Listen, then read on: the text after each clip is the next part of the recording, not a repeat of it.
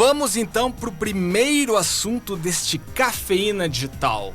Gustavo Bertual, qual é o assunto que tu trouxe aí pra gente debater com o senhor Martin? Eu tenho duas maneiras de chamar ele. Um é complicado, a nova neurociência da memória. Esse assim, né? O pessoal dormiu agora. E o outro faxina da mente. Olha, isso é importante. Publicitário do teu. Então, uma coisa que já vem me chamando a atenção nos últimos tempos, óbvio que não é só minha atenção, mas vejo muita gente reclamando isso em Facebook e muita matéria saindo, mas é a questão da nossa atenção e a quantidade de informação que a gente recebe, né? Cada vez maior, mídias que a gente acessa, isso não vai diminuir, né? Eu particularmente estou no momento que está me deixando um pouco transtornado, que eu preciso diminuir, focar melhor, e cada vez é mais livro, é assunto, é Facebook, é tudo, né? Tudo, é no celular, é muita o tempo inteiro, é muita né? informação. É muita informação. Então é legal, porque a gente vê muita coisa bacana e para ir atrás, né? Para aprofundar depois, mas tem o outro lado que, nossa, dá uma sobrecarga às vezes, né? Então a gente já tem inclusive duas síndromes já modernas aí que estão chamando principalmente para a geração Y, então, que é a FOMO em inglês, então é Fear of Missing Out, medo de ficar por fora, e ela derivou depois para FOBO, que traduzindo é o medo de ficar offline. Então as pessoas estão se tratando, coisa de americano por enquanto, eu acho, mas estressa a pessoa a esse ponto, tá? Daí o que eu vi agora, comecei a ler um livro, A Mente Organizada, Como Pensar com Clareza na Era da Sobrecarga da Informação. É um neurocientista americano chamado Daniel Levitin. Ele começa falando, vou tentar não dar muito spoiler do livro, porque é um livro bacana, mas ele começa com algumas considerações assim que são impressionantes mesmo. Todo mundo, como eu tô falando aqui, né? Não é novidade dizer que a gente vê cada vez mais, né, tem mais acesso, mais propaganda, mais tudo.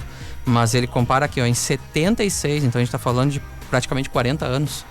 Um supermercado... 76 é um ano bem importante, cara. Concordo. Pessoas muito queridas iluminadas, nasceram nessa... né?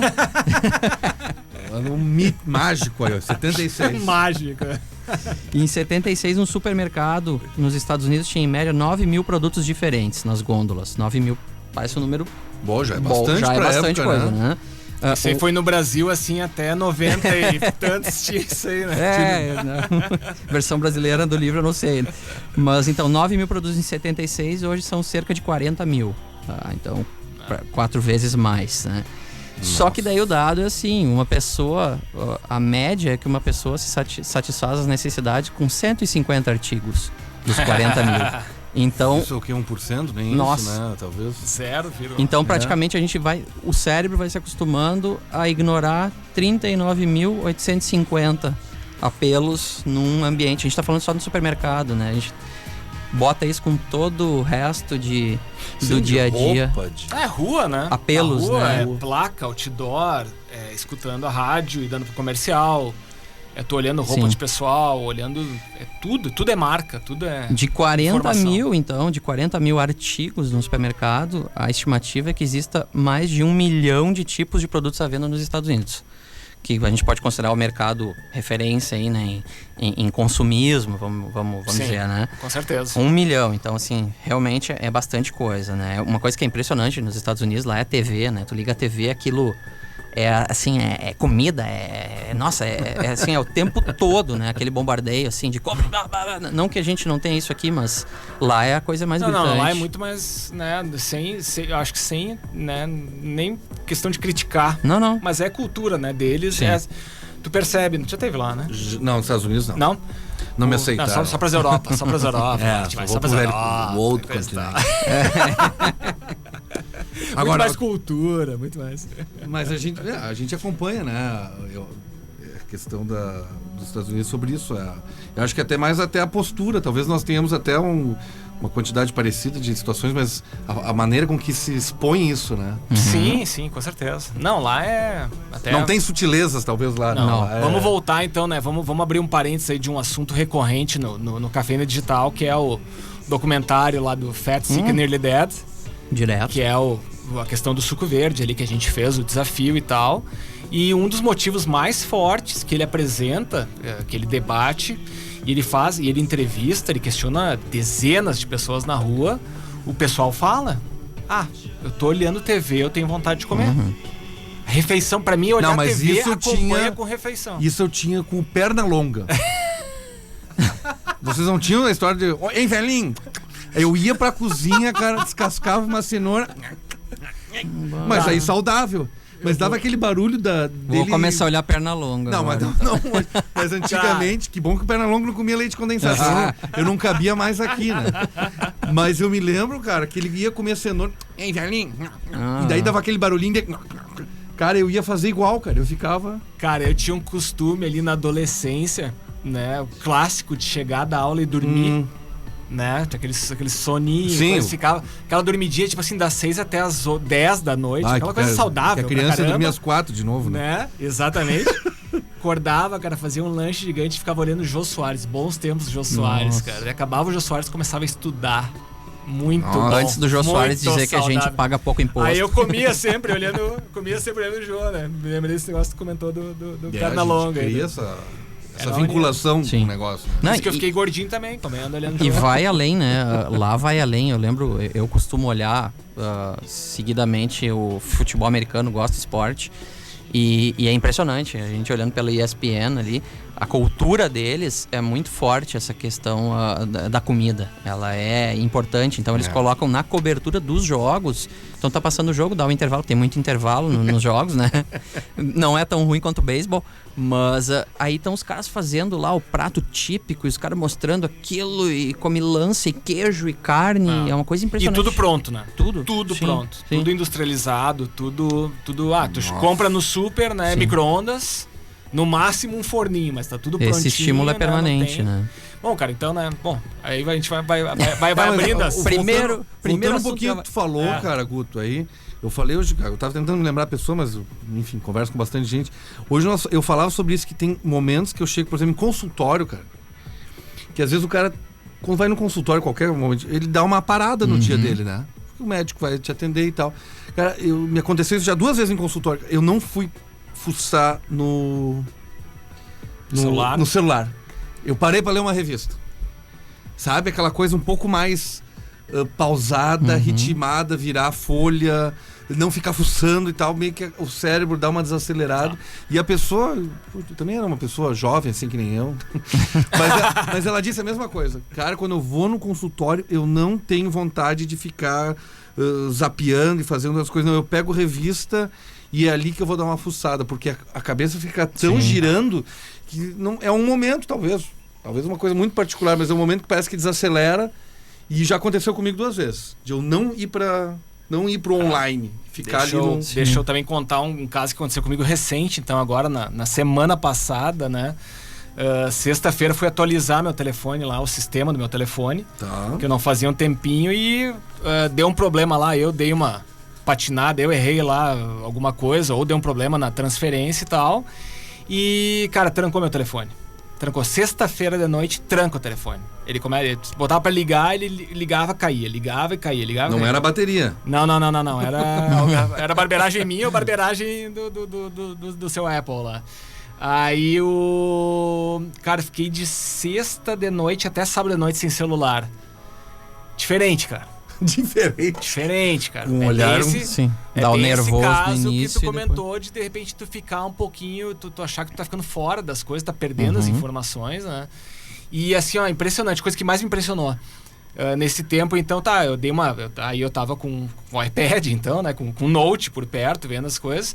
E eu tinha vontade de compartilhar algumas coisas que normalmente hoje tu compartilha pelo WhatsApp. E eu tenho que falar pro fulano de tal que tá dando tal coisa na TV. Não tinha. Não, como é que eu vou fazer? Aí mandava pelo Face, e daí o cara não tá vendo na hora, né? E tal.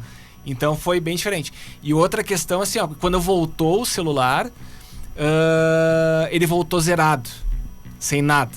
Sim. Né? Então, apagou. O celular registros. reiniciou. Os contatos telefônicos. Tudo. Apagou tudo. Faltou tudo. Aí deu aquele momento de depressão, né? Nervosismo, né? Meu Deus, e agora?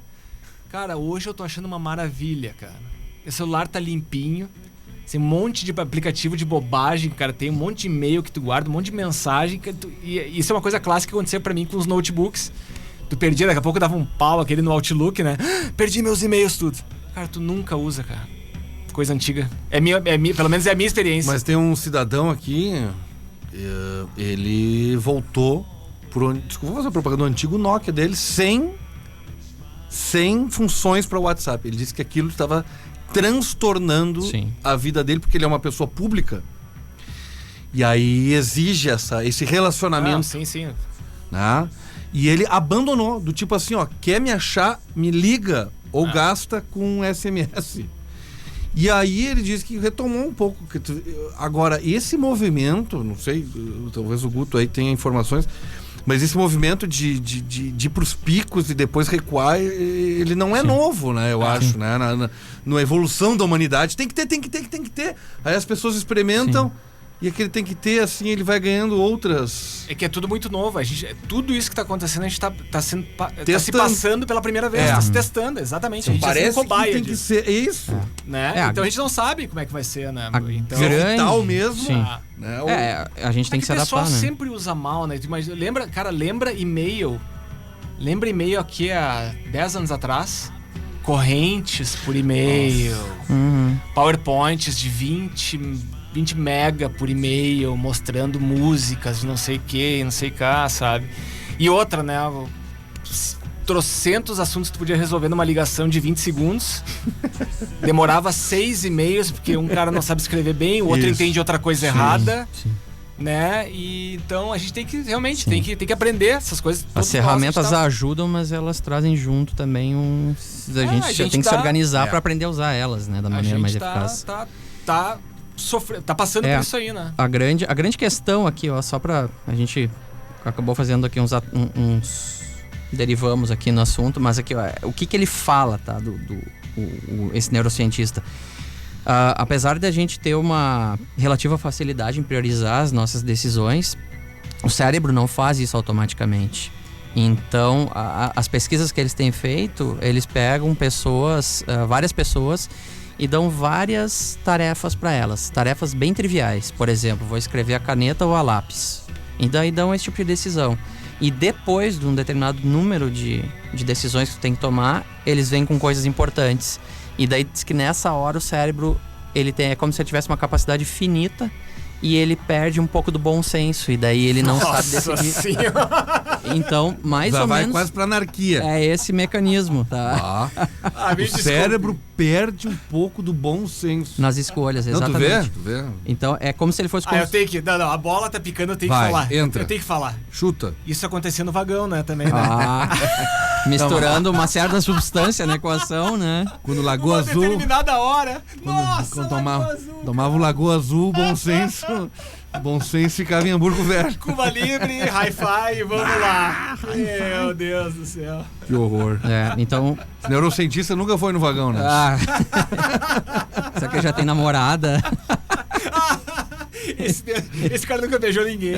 Não pode. Mas não pode. Ele fala a rede de tomada de decisões do cérebro não determina as prioridades. Então, quanto mais input a gente vai ter, vai dificultar e vai ter essa confusão. Então aí o livro passa a dar dicas. Então são coisas bem simples. Ele fala de tarefas, organizar, anotá-las e colocar em pequenos papéis. Post-it, por exemplo, é muito bom para isso. Por prioridades, faz umas pilhas, uns bloquinhos por prioridades e não vai pro smartphone nem pro computador, porque ali tu te distrai. Isso é então a gente... Absoluto, né? É difícil, a gente tá falando aqui, ninguém faz, mas poxa, a experiência de repente é válida, né? Ir um pouco pro papel e se concentrar mais na coisa, né? E-mail é a mesma coisa, ele sugere, faz algumas vezes do dia, olhar os e-mails e responder eles, e não o tempo todo. Então é cada vez mais difícil, porque a gente vai sendo estimulado para ir pros dispositivos móveis ou para computador o dia todo na frente, então isso vai tendo essa sobrecarga, né? Isso que ele entra num exemplo aqui das pessoas as pessoas bem-sucedidas aí do mundo corporativo, o que elas fazem? Tem uma rede de assistentes que são extensões do cérebro, né? O cara consegue focar no que ele... Isso. As pessoas de alto desempenho é isso, né? Mas tem um custo, né? Que nem todo mundo pode... vou contratar aqui o nosso assistente, famoso assistente pro Periscope aí, quando o Léo voltar sonho. aí. Aliás, onde é que tá esse cidadão? Eu acho depois, muito estranho esse sumiço dele. Vai ter volta, uma série de programas. Na volta a gente vai comentar. Eu recebi uma denúncia do Comitê da Censura. Não foi censurado o senhor Leonardo Rauch ou não? Por quê? Não. Não, ele não foi excluído, não tá num... Até que eu recebi a mensagem... Ele foi abduzido no programa. Eu recebi uma mensagem no WhatsApp aqui de uma mãe saudosa, cara. Olha só. É? Olha aí. Nossa querida Ana Rauch, daí, escutando o programa. Pô, aqui, Aninha. A Aninha falou que o Cafeína Digital está demais. Hoje só gente querida, o Léo não tá. Que barbaridade. Que sacanagem. Mas Onde parabéns, é que está gurias. Leonardo Rauchuden, cara? Onde está Cara, o óleo? cara, Não foi a gente semana tem que passada o falar- programa do... Dos ETs? Dos ETs? Foi. Tá Não, aí, mas ó. eu tô falando com ele. Galera, o tempo tá estouradaço. Vai, Martin, o tá primeiro estouradaço o bloco. tempo. Vou embora aí, ó. desse programa, não posso falar. Galera, vamos de som agora, e Martin, aqui ó, pra fechar com chave de ouro esse bloco, então. Tá, tu sabe que as nossas trilhas aqui são em vinil, daí rola um som mais clássico, e as músicas são só novidades. Então tu me deu a liberdade de escolher uma música aí pra ti. E olha só, cara, peguei e escolhi... Como é que novidade em vinil, é isso? Não. A trilha sempre é em vinil. Aí vem os clássicos, né? Teve Midnight Oil esses dias e tal, Pink Floyd semana passada, né? Mas as músicas do programa são só novidades. Tá. Então eu peguei, cara, o single novo, a música nova, sabe de quem? Não sei. Do New Order, cara. Putz, existe? Pô, mas existe bem, saudável, muito bem. Disco novo conta com a participação do Iggy Pop e com o Brandon Flowers, cara do The Killers. Novo, poxa. Né?